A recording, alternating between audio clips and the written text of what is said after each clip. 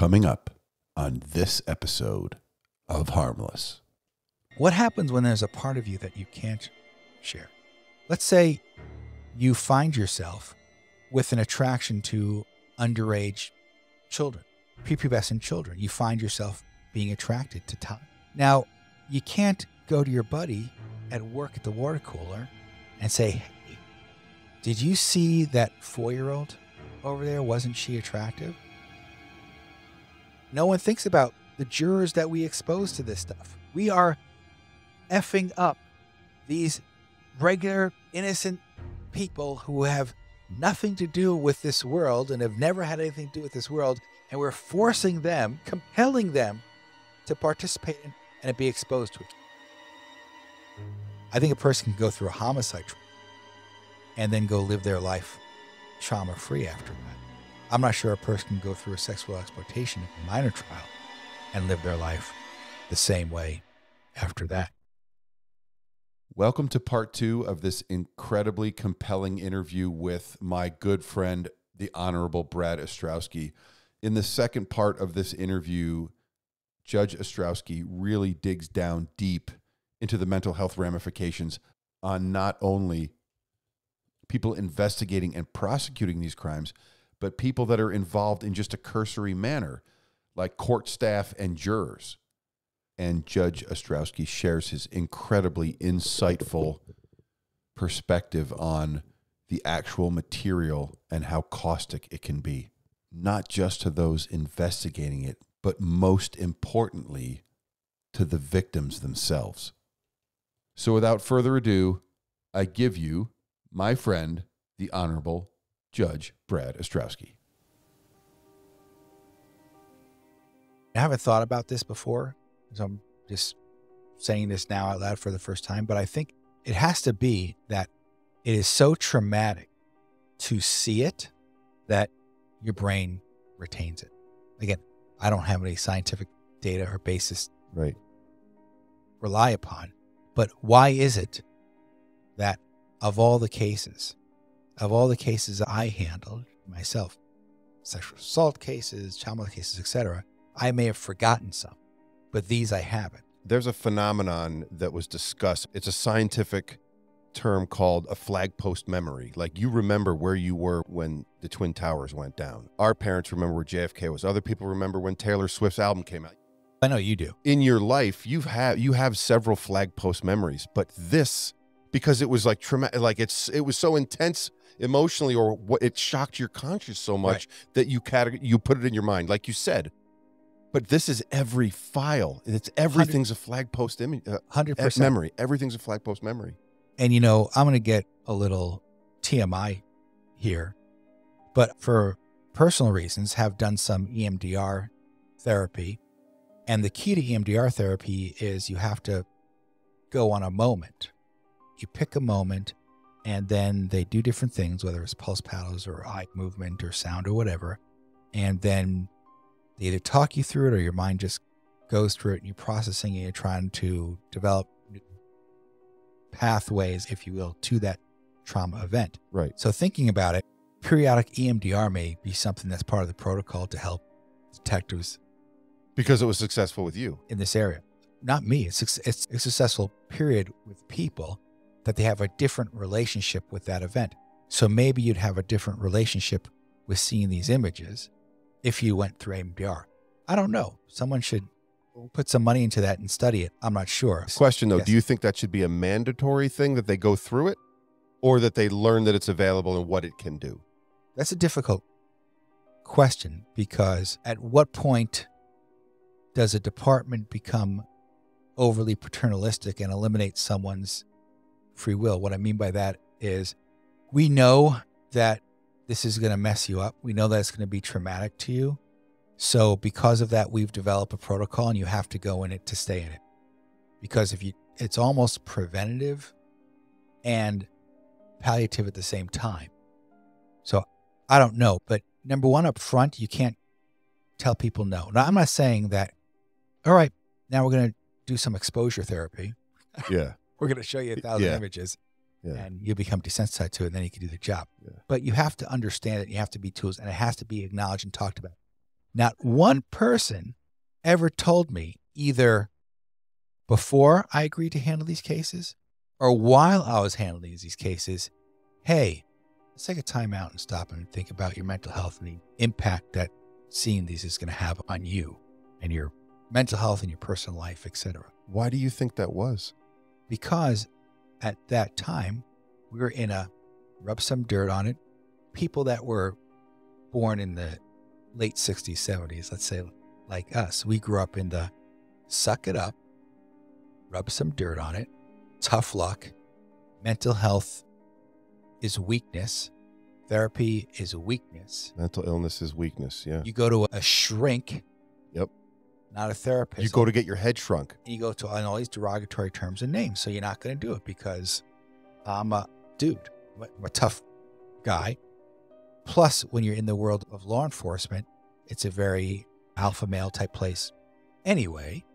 And so to get along and to fit in, you can't show any weakness. That's a fact. Because you get made fun of, picked on, Yes. whatever. And some of that is positive coping and in jest and good fun, but some of it also is horrible and destructive.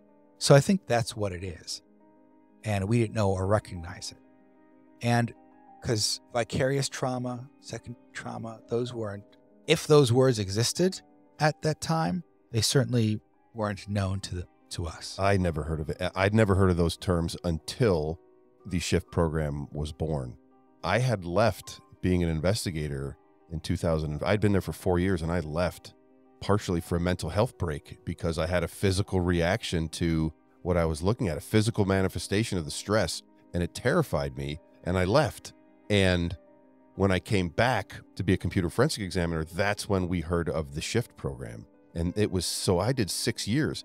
And the first ICAC task force was in 1998, I believe, back east. There were a couple ones that came out earlier than Arizona. Back then, there was no thought. Now, do you think it clearly wasn't malicious on the part of the department? It clearly wasn't like, oh, that was not the point.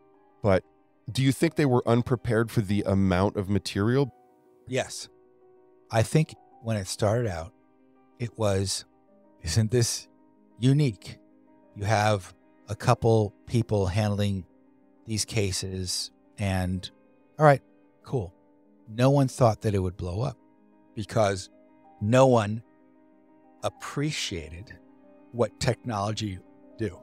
Because we were on the precipice of beginning the wave of technology, no one understood the ramifications of the technology. You have to understand, when I started handling these cases, the way the detectives would get a hold of me was to page me. So that's the technology Yes. that was at the time. And I thought I was BMOC, big man on campus, when I got my first page. So we didn't think about the ramifications of internet, global communications, Global access. the sharing of data. I always said this in my trainings when I did sexual exploitation of a minor cases, going back to 99 when I started training people. I said, if a person is a pedophile or has those thoughts or urges or attractions or whatever you want to call them. Now, in human experience, is human experience even meaningful if you don't share it with someone, right? When something exciting happens to you, what do you do? Tell someone really close to you. Something bad happens, what do you do? Same thing. So the human experience is all about sharing. It's not about doing things alone in a dark corner.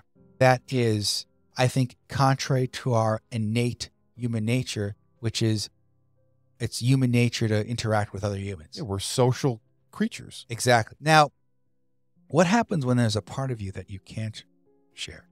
Let's say you find yourself with an attraction to underage children, prepubescent children. You find yourself being attracted to top. Now, you can't go to your buddy at work at the water cooler and say, hey, did you see that 4-year-old over there? Wasn't she attractive? You would go to the water cooler and say, hey, did you see that new, at the time, trying to think who was popular, I don't know, Vanessa Williams video? And didn't she look hot in that video? And You share that. You can't do that as someone that has these thoughts. So pre-internet, pre-technology, you knew not to share them with people. You knew not to talk about it because you couldn't, because if you said anything to somebody, you would get punched out or ostracized or investigated or what have you. So you couldn't do it. And then you also knew that you couldn't go explore it, so to speak. Now the internet comes.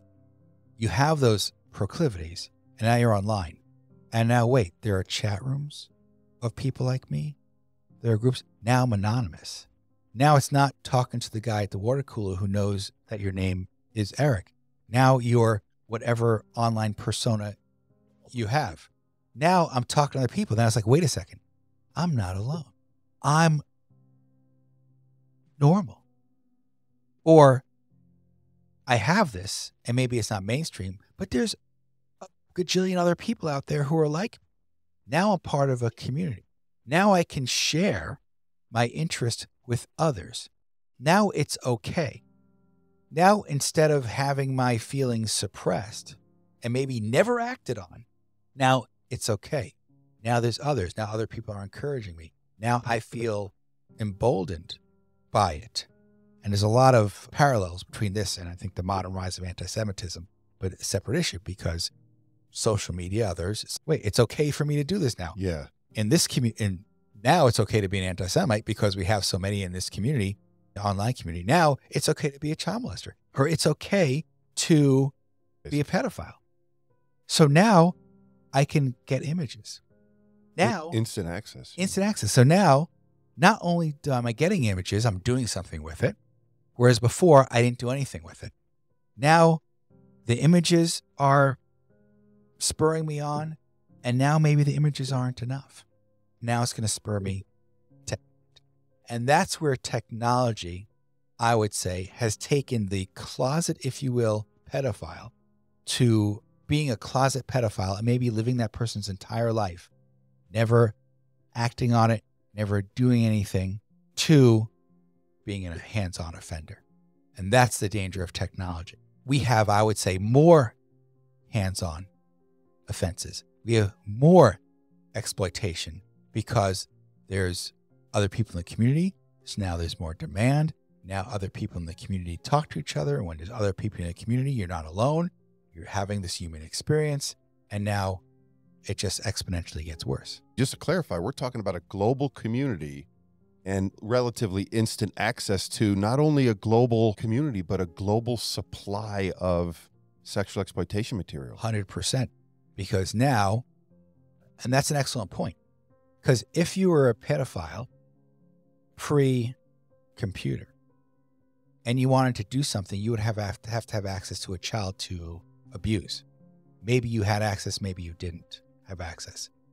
Now, not only do you have access, you have worldwide access to children. Right. And you have worldwide access to kids that were abused decades ago. Because, and maybe this is a little off topic, but no, the reason why I tried to stress to that judge who didn't get it, to that attorney who didn't get it, to that person who didn't get it, to that legislator who didn't get it when we're talking about this stuff, to that other law enforcement, other prosecutor who didn't get it, is this. Imagine having the worst day of your life, the worst thing to ever happen to you, preserved for all time, for all to share. Now, I think kids today, or people today, can appreciate that because of TikTok, etc. Back when I was handling these cases, we didn't have those things. But now, we didn't have those thoughts. We didn't even consider it. Right. Now, I think people can relate to it because now I don't know, you have some animals. If you're feeding your animals and someone's taking a video of you feeding your animals and you trip and you land face first into a pile of goat poop, that's a very embarrassing day for you. But you know what? If someone videotaped it, now it's on there forever. And how does that make you feel? And that's just you falling face first into poop, which is something you probably would do independently on your own. Yes. Just for fun. Right. No. If you go to a bar or you're waiting to get your car washed, they have video montages of the worst day, and people eat it up. They love it. But now this is in private. Yes. The worst day of your life was being molested by this person in private, and now there's a picture of it, so you don't know. Not only is there a picture of it, but it is out there, and to never be deleted ever from the internet. And less people think these are pictures. What's so harm? We don't even know these kids, whatever. Not all, but a number of the kids in the pictures that we have seen over and over again have been identified. Yes. And in talking to them, they have said, I don't like going outside. I don't like going in public. I don't like doing things because if I walk around, I don't know which one of the people that I'm walking around encountering with has seen that picture. So what I've heard as well is that I've heard that the victims say, when I make eye contact with somebody and there's a glimmer of recognition, their first thought is, do they recognize me from the worst day of my life? So to those people who say, what's the big deal? This is just images. Do some research in terms of the victims. Because again, I handled, I don't know how many sex crimes cases. And I read, I don't know how many police reports about horrible things being done to children.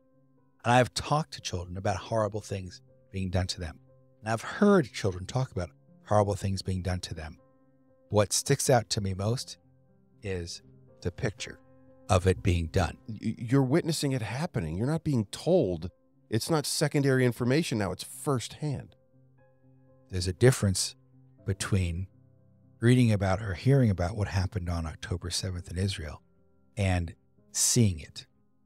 And they're showing images of what happened to leaders, politicians, etc., to be like, dude, this is why. Yeah. And that's going to stick in these people's minds forever. And those people are going to have to deal with the trauma of seeing that. I'm a judge now, so I have to be objective on things. Absolutely. But I don't think there's any doubt on the harm of this. Again, like I said, you can have a good faith discussion about, are our sentencing laws okay? Amend them. You want to talk about that? Okay. You can have a good faith discussion about that because you can have a discussion about where they fit into this. And when the laws were passed, this wasn't known. So was this thought about when we had those sentencing laws? Because we didn't. So you can have a good faith discussion about that. But to think this is no big deal. And that it just happens in a faraway land. Is naive.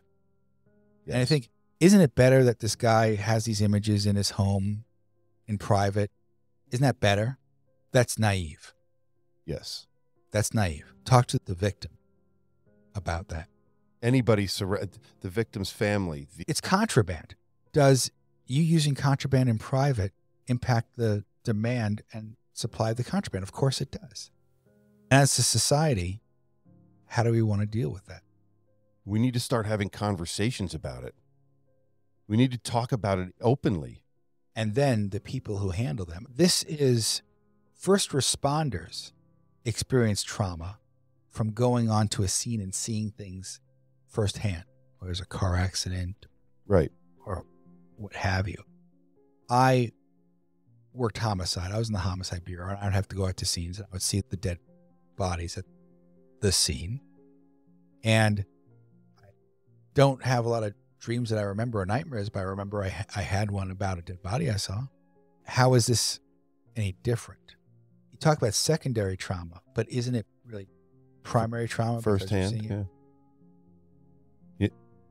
Yeah. Secondary trauma or vicarious trauma would be maybe hearing about it, but isn't seeing it primary trauma? And then the other thing we don't talk about also is, in addition to the detectives handling these cases and the doctors who are looking at the images, if necessary, to provide age of the minor, and the prosecutors who are looking at the images to charge them. What about the jurors who have to look at them in a trial? Are they prepared in any way? In the jury selection process, you try to, and you tell them, you're going to have to look at these. You're going to have to look at the images. And I know there's a lot of fight back on it because of your defense attorney. You can understand how you don't want it seem like it's such a big deal because you're trying to defend your client. You're trying to minimize what it is. Minimize it. And if you make a big deal out of it, it minimizes it. I think from the beginning, it was, at least in cases I've been involved in, because I thought about that. The jury had been warned in jury selection. Even back then. Right. Oh, that's excellent. The reason why is because we warn jurors in a hands-on trial. You're going to see pictures. In a hands-on trial, you would say, you're going to hear about some things you don't talk about on a regular basis. Right. And we're not saying it's going to be pleasant for you, but are you going to be able to sit here and hear it and put it in the context of this case and not just be so overwhelmed by what you hear that you're not going to be able to listen to anything else? And in these cases... How often did people raise their hand and say... A lot. When people get their juror summons in the mail, they don't expect to show up to the courthouse and cry. They don't expect to come to the courthouse and have their own be re-triggered by concerning their own past. When people get the juror summons in the mail, their first thought is, oh no, or something else, as to, I got jury duty and that sucks. How am I going to get out of this? Yes. Right. Again. And then they go down to the courthouse and they're thinking they'll be there for a day. And they're thinking maybe some whatever DUI case. They're not whatever they're thinking that they may be a hold of. And they get into the courtroom and then they get told, ladies and gentlemen, tell you a little about this case involves 10 counts of sexual exploitation. That means visual depictions of children under the age of 15, either in a sexual exploitive pose or engaged in a sexual. You'll have to see these images as part of this trial. Is there anyone, because of your personal experience, doesn't believe that you'd be able to assess this case solely and exclusively based upon the evidence presented, because your personal experiences impact this? You'll get a lot of hands, and you'll tell people, show me your hand. Sometimes now it's done in survey form, so you get that. Anonymously. Right. And then you talk to them individually. But when you tell jurors, we'll talk to you about it in private, which is what judges tell jurors. It's not in private. It's just because the prosecutor's still there. Maybe there's two prosecutors. The case agent is still there. Court staff. Maybe multiple defense attorneys, maybe the defendant, court staff, etc. It's just the other jurors. Yeah. And here you are. You're nervous about coming to a courtroom anyway. You're nervous about coming downtown or wherever you're going to court. You're nervous about jury duty in general. You're not a big fan of public speaking. And now you got to tell these idiots in the courtroom why sitting on a child exploitation jury is bad. And a lot of people, before they even say anything, just start crying. And then judges, when I was a prosecutor, or me as a judge now, just say, thank you for your time. Sir, thank you for your time. You just don't get it. What have we done to that person? Re-traumatized. And then what do we do for that person afterwards? When you're thinking about this project, it is not just detectives that are harmed. There's a whole host of people that we're harming in the process as well. When you think about getting back to something you said before about the detective being upset because they put all this effort into the case and the guy's only getting 1 year instead of 100 years. Yeah. You got to think about maybe who else are we saving? Who else are we not exposing to these images? I don't know. Should that impact plea agreements or not? I don't know, but it's something to think about. Just the mere fact that we have to expose a whole host of people in a chain. It's not just the detective. It's not just the prosecutor. We have the detective, any support staff. You have civilian investigators, civilian assistants, doctors, forensic nurses, forensic pediatricians, prosecutors, your court clerks, the court staff, the prosecutors, paralegals, like everybody is exposed to this stuff. Right. And jury members, grand juries are exposed to it just to bring the indictment. They're just describing it to the grand jury. You and I have been at grand juries where we have upset people physically upset them just reading a description of the image. And what do we do for them? And the answer is nothing. So hopefully we recognize that. Yes. And I think any arguments on another side of this, which is, but by doing that, we're bringing to the attention that how bad these are, and therefore we're prejudicing the defendants and we can't get a fair trial, etc. We are ignoring the negative impact that we're doing. A lot of people. And we need to understand that. And I was not provided any resources myself personally. As a prosecutor and a judge. As a prosecutor handling it, I was not provided any resources.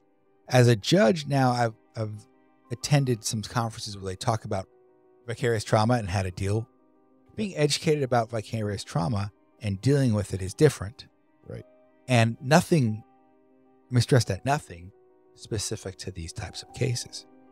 Correct. Not only that, we didn't offer anything to my paralegal, support staff, jurors, our in-house detectives that we had.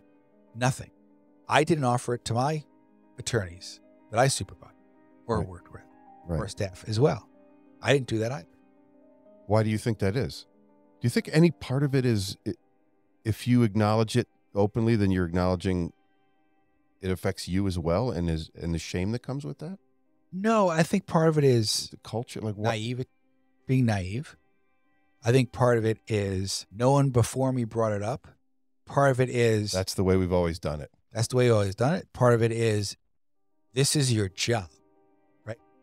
Do your job. If you can't do your job, tough. I'll give you an example of something about a conversation I had with a colleague of mine. Used to respect this colleague. I remember talking to the judge about judges and being a judge and handling cases about topics or issues that may impact you as a judge in your mental health. So I said to this person, let's say hypothetically, you had a judge assigned to DUI court every day. DUI case, DUI case, DUI case. And then that person had a close friend or family member die or was seriously injured as a result of an impaired driver. Every day, every moment of the day, after work, whatever, everything that person reads has to deal with impaired drivers. So the person can't get away from that. Now, if that person came to the presiding judge or whomever and said, listen, this happened to me, my best friend, my spouse, my child, my whatever, was just killed by an impaired driver. I can't handle these cases. It's impacting me. Can I please go to another assignment? And then I need to deal with it. And then after a period of time, you can send me back here. But right now, give me a break, a short, this is good for me. The response I got was that, no, we would expect that judicial officer to just recuse him or herself on cases that impacted them. I said, every case? Recuse means that you say as a judge, I can't handle this case. So they're supposed to do that on every case? Yeah. That's impossible. And then imagine a judge handling, I don't know, family court cases, divorce cases. And then that judge themselves is going through a divorce. And now every day you're hearing stories. And how can that not have an impact on that judge's mental health? Maybe, and I'm not saying the judge isn't doing his or her job.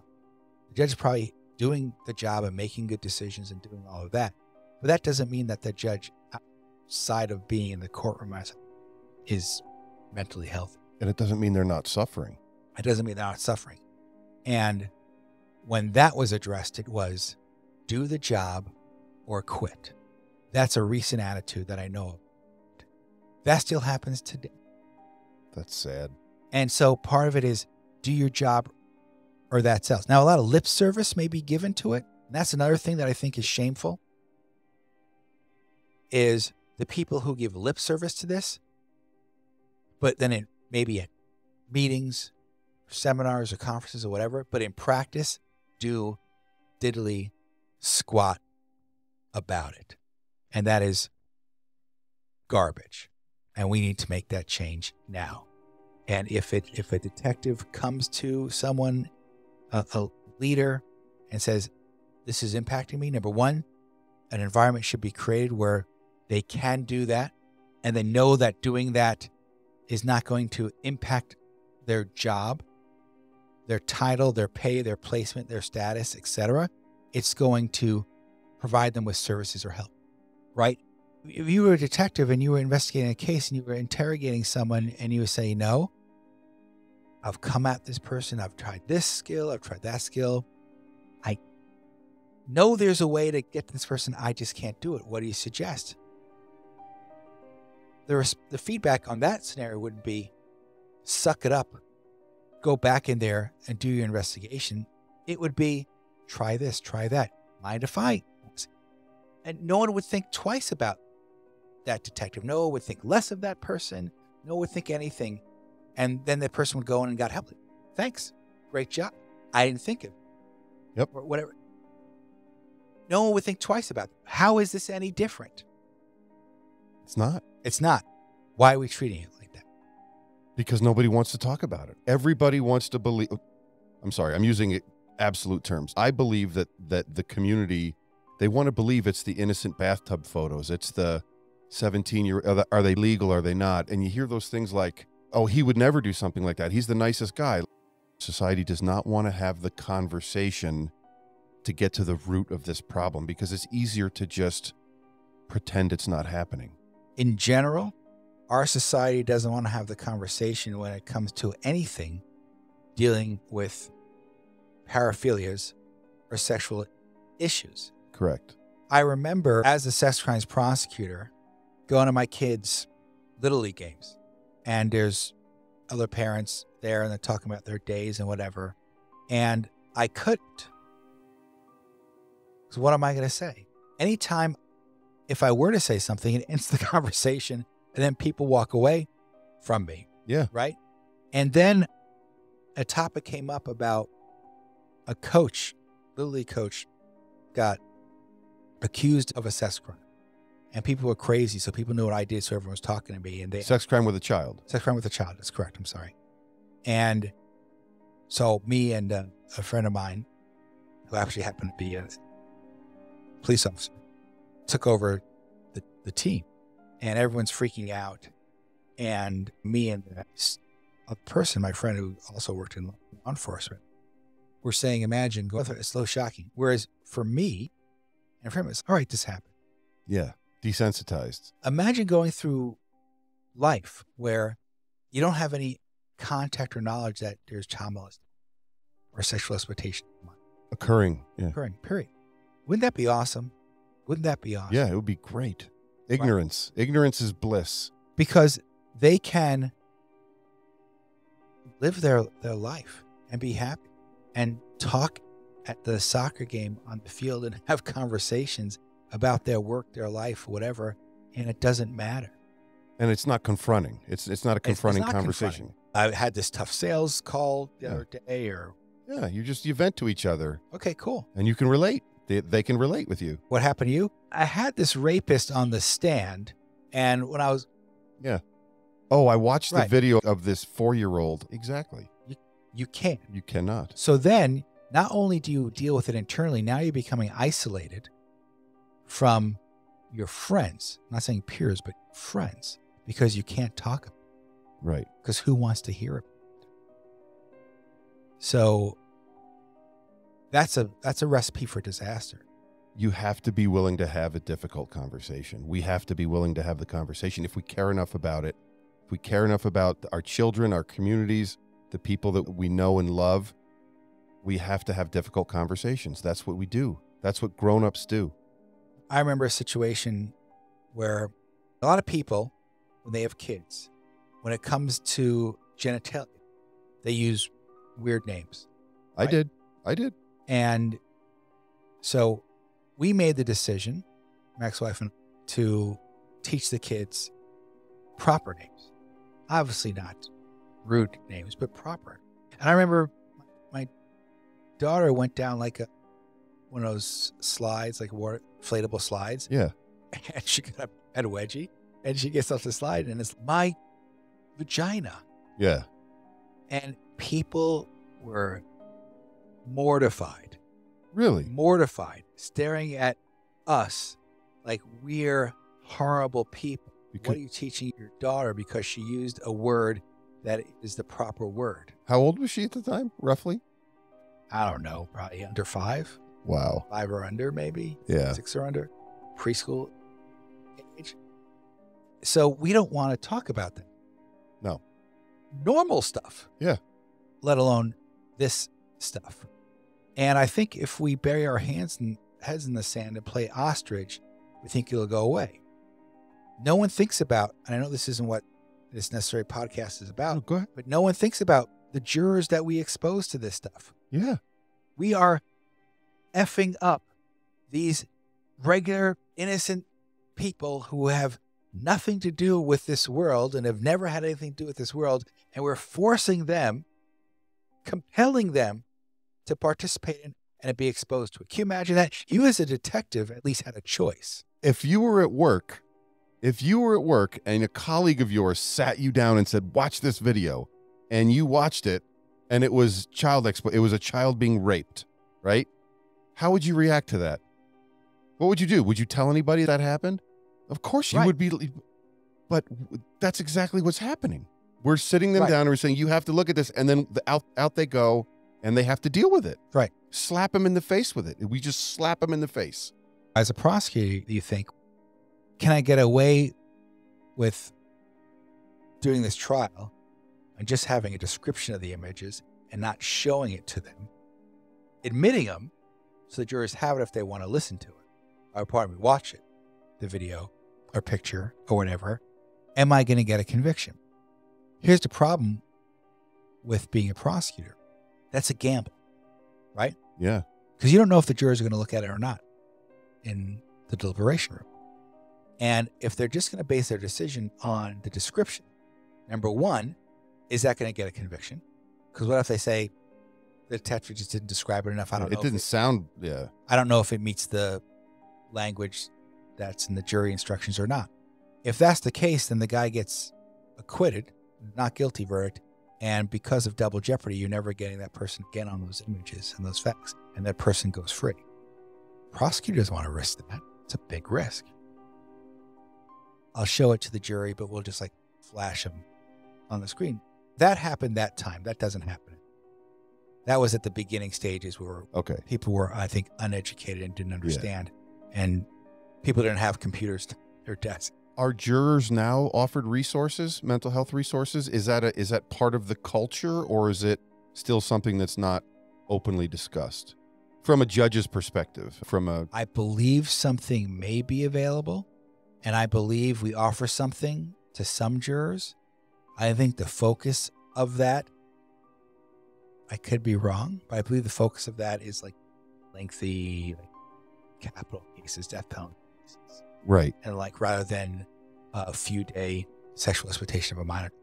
So more of you're gonna, like, the more you're inconvenienced, the more we're gonna, because you're gonna be away from your family, you're It's gonna be also sequestered nature. potentially. It's also nature. Typically there's no sequestering, but it's also nature of it. And I think capital cases Yeah. are the worst. And I'm not saying capital cases are bad. And I'm not saying homicide is okay. But I think a person can go through a homicide trial and then go live their life trauma-free after that. I'm not sure a person can go through a sexual exploitation of a minor trial and live their life the same way after that. So now, what resources do you have available as a judge for mental health? Do you have resources available connected to your employment, knowing knowing your exposure to not just this, but to There's been things started and stopped, lip service given to things. There's informal mentoring and or talking about stuff with a colleague, informal, yes, through the county and or state insurance system, depending upon, you have the EAP, Employee Assistance Program, where you can get 12 free sessions in a calendar year, once a month. or 12 consecutive weeks and then you're done, Yes, or 12 consecutive days and then you're done. yes. Or you use your health insurance yourself to go find a provider for yourself. So once again, you're in a position where Whether you're a judge, a juror, a detective, a forensic pediatrician, you have to go seek out the help. You have to go ask, when the cabin depressurizes, you have to go ask the flight attendant for the mask. Because I'm not to say that the bench isn't good. The bench is good. Maricopa County is often recognized as a leader in terms of being progressive. I'm not talking politically progressive. I'm talking about progressive in terms of programs for help. Yes. And it has been, and it's done wonderful things. And when there's a significant and obvious trauma, such as, I don't know, a high-profile case, and maybe there is a murder-suicide in one of your family court cases, there'll be people that will reach out to you and offer services, etc. But not just because you did a sexual exploitation of a minor trial. Yes. The average run-of-the-mill stuff, so to speak. For us, average run-of-the-mill for... But then again, how many people know you're doing sexual exploitation of a minor cases or trials or what? How many people are you telling that? Because again, it gets back to you can't discuss it with anybody. I remember when I was on the criminal bench, and we rotate to different assignments every few years. I was on the criminal bench, and on the criminal bench in Maricopa County, you get assigned cases to try. All cases that are ready to go for trial on a particular day go to one place in front of one judge, and the judge says, okay, you ready for trial? 10-day trial? All right. Judge Astrowsky is available. There you go. The person doing that knew me and knew my background.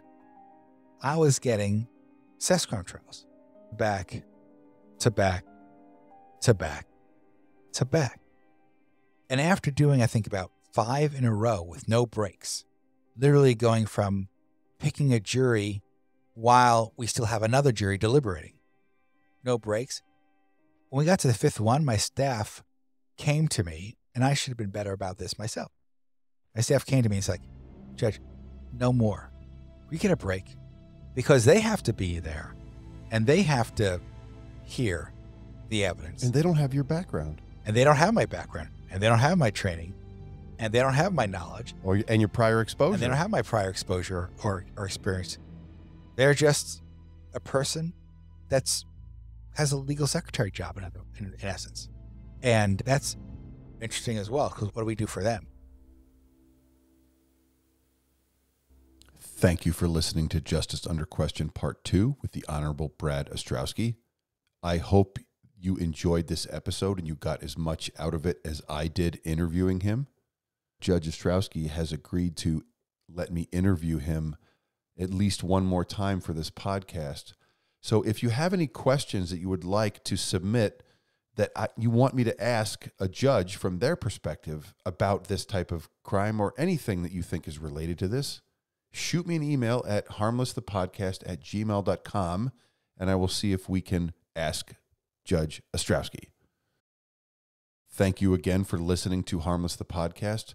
And as always, if you know somebody that you feel needs to listen to this podcast so they know they're not alone, please do not hesitate to send it to them.